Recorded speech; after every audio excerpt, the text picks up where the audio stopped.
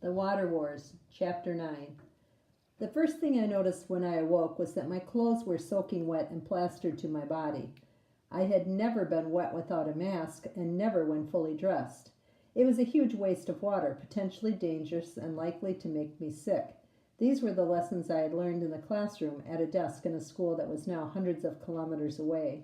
I tried to move, but my sides ached painfully. One leg was bent behind me as if it belonged to someone else. My hands were scratched and bleeding, and I could taste more blood in my mouth. I felt for teeth and was relieved to find they appeared to be intact. I pressed against them with my tongue, confirming that none were loose or broken. I managed to lift my head a few centimeters from the ground, but I could only see mud, rocks, and water.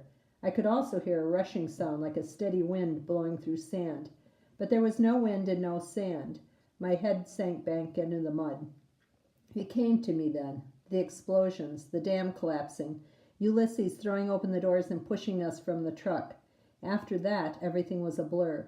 The waters caught me and swept me away. It was like the ancient river our father had described, so much water rushing wildly over everything in its path. I struggled to stay afloat, then just let myself be taken wherever the river intended. Time passed. I didn't know how much. It might have been an hour, it might have been a day.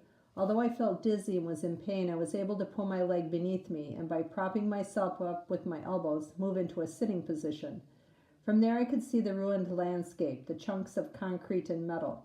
Water ran everywhere, and even the skies were dark and muddied. There was no sign of the dam or of the people and machines, although I could still see the cliffs where the structure had once been seamlessly joined. No Will, no Ulysses, everything had been swept away. I realized how hungry I was, and despite being soaked, how thirsty. I cupped my hands to sip some water from the pool in front of me. In school, the teachers had drilled in us to not drink anything that didn't have a government stamp on it, but I couldn't remember the last time I drank. The water might make me sick, but what choice did I have? I leaned over and scooped the liquid into my hands. The water was delicious, cool, fresh, and invigorating. It tasted like the water Kai had brought with him to dinner at our home. Real water, unfiltered and without chemicals, straight from the sky into a river from which it flowed up to the dam. I scooped up several more handfuls, drinking my fill until my belly hurt, and I burped loudly. I sat straighter and looked around again. I guessed it was the middle of the afternoon. Though it was warmer than normal for this time of year, within a few hours it would soon grow cold. I knew I couldn't survive the night outside in wet clothes. Already I felt chilled to the bone, and my fingers were numb. If I didn't start moving, I might perish from just sitting still. I placed my palms on the ground and pushed myself unsteadily to my feet. I swayed woozily in the thick air until my balance returned. Then I began to walk. At first I followed the river downstream. It seemed natural to follow the flow of water, which rippled and coiled like a living thing. But as my head cleared, I realized the chances of finding survivors was greater back at the dam. There was more likely to be food and shelter there, too, so I turned, retraced my steps, and made my way upriver. With each step, my feet squeaked. The water had soaked through my shoes, and my toes rubbed against hard plastine. I had barely walked a kilometer before my skin was raw. Another kilometer and my toes were bloody. I gritted my teeth and forced myself to go on. Step, step, step. I counted each one.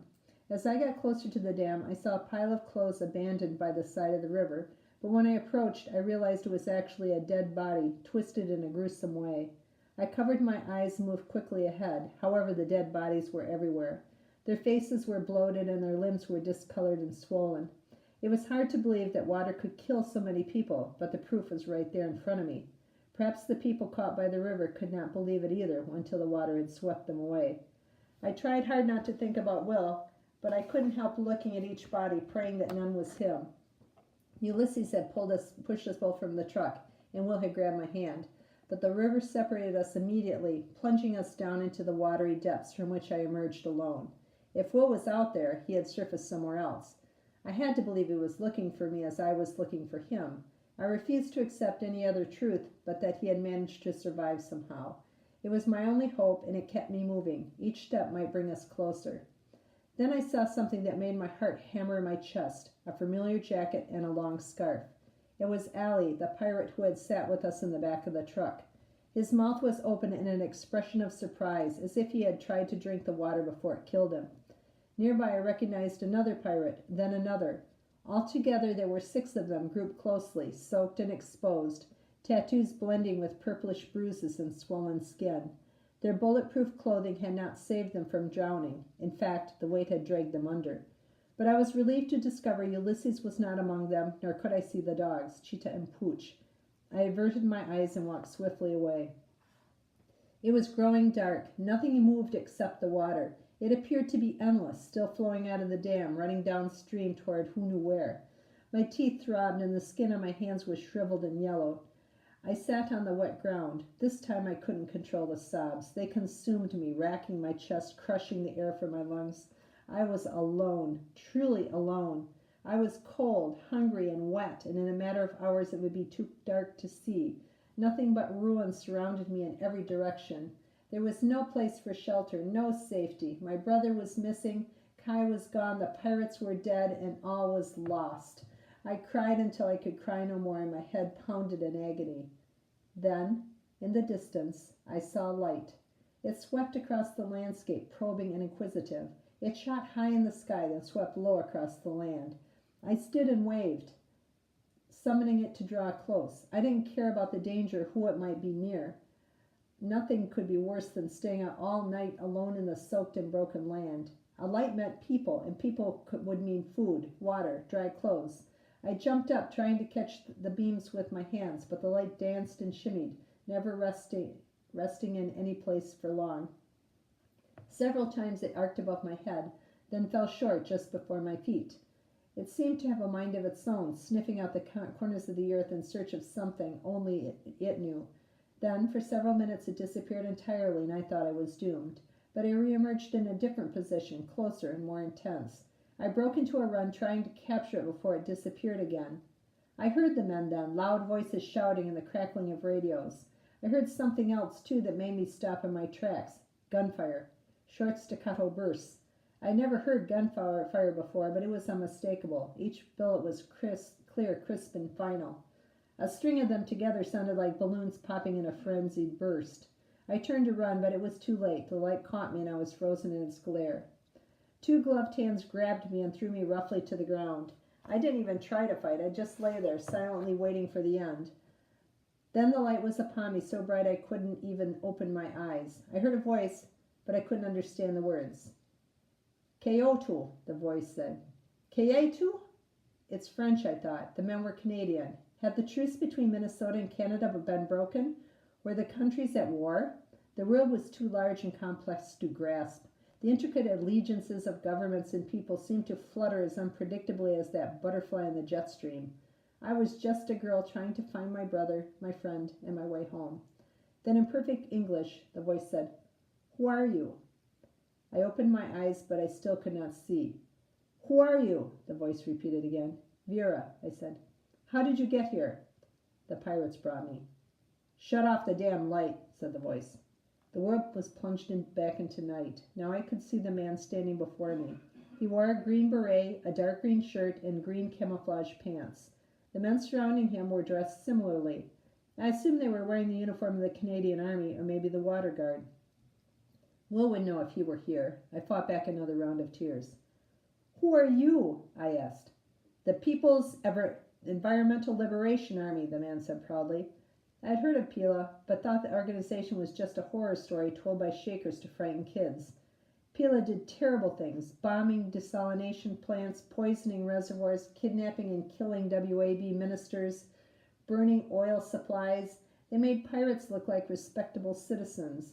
Now I was in their hands. "Did you blow up the dam?" "Of course we blew up the dam," said the man. He seemed offended that I might think otherwise. "And kill all those pirates?" "Most definitely." "What about the Minnesotans?" "They're dead too." I took in all this information. It was almost too much to bear.